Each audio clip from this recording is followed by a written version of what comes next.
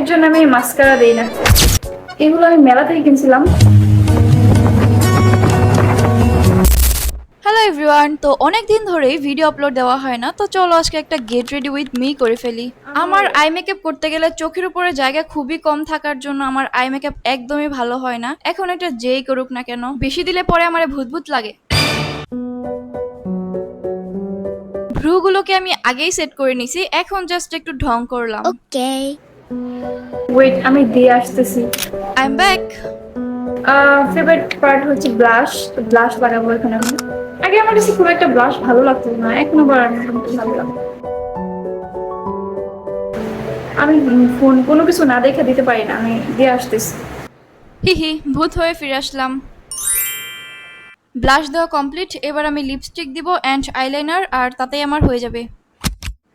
Lipstick, ও যারা যারা আমাকে লিপস্টিক শেড জিজ্ঞাসা করো, আজকে তোমাদের দেখাবো আমার লিপস্টিক শেড।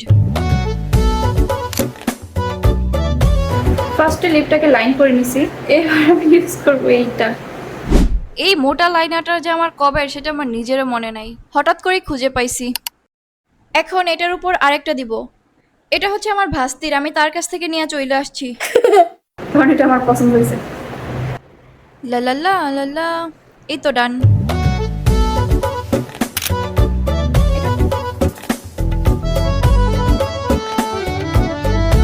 নাও কমপ্লিট।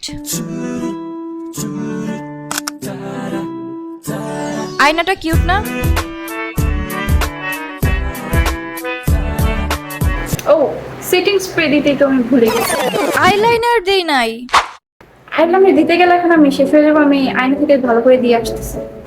তো আমার দেওয়া শেষ। আমি মাস্কারাটা ইউজ করি না, কারণ হচ্ছে ভাই আমি মাস্কারা দিলে কি হয় জানো, উপরে নিচে শেষ হয়ে যায়, লিখতে যায় শুকানোর আগে। আর মানে হালকা একটু দিবে। অলরেডি আমি ঘাইমে গেছি।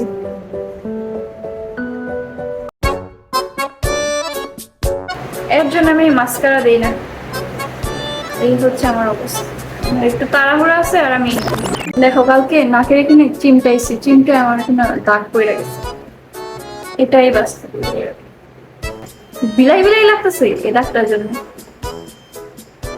এগুলো আমি মেলা থেকে কিনছিলাম। এগুলো হচ্ছে 30 টাকা করে পিস নিছি। পিস বলতে জোড়া। I'm done. এখন আমি চেঞ্জ হয়ে আসবো।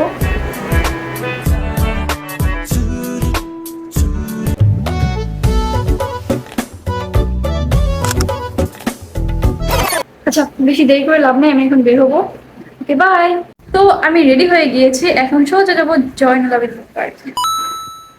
কি হইলো বুঝলাম না, এমন করলাম কেন? যাই হোক, আমি রেডি হয়ে বাসা থেকে বের হয়ে গিয়েছি, এখন সোজা চলে যাব জয়নুল আবেদীন পার্কে। ওইখানে কিছু ড্রেসের ভিডিও নিব। আমি বাসা থেকে বের হব, আর কিছু আওলা জাওলা হবে না, এটা তো কোনোদিন হতেই পারে না। মানে আমি যখন বের হয়েছি তখন গরমে ভাই টিকতে পারতেছিলাম না, এত গরম, প্রচুর রোদ পড়ছে। মানে ফ্যানের নিচে বসে আমি ঘামতেছিলাম, এতটা গরম পড়ছিল।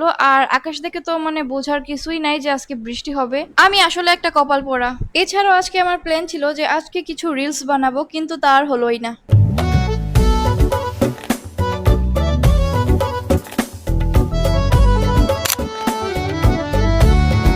এই কাঠফাটা রোদেও হঠাৎ করে আকাশটা কেমন করে বদলে গেল।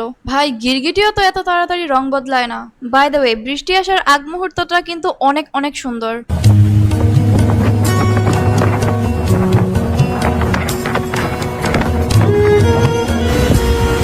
বৃষ্টি যদি সারাদিন পড়তো তাও আমি মানতাম, কিন্তু বৃষ্টি পড়ছে 5 থেকে 6 মিনিট, আর এই 5-6 মিনিটে আমি পুরো ভিজে গেছি। মানে আমি রাস্তায় ছিলাম, একটা ছাউনির নিচে যায় দাঁড়াইতে দাঁড়াইতে আমি পুরো শেষ। ধুর, পুরো দিনটাই মাটি হয়ে গেল।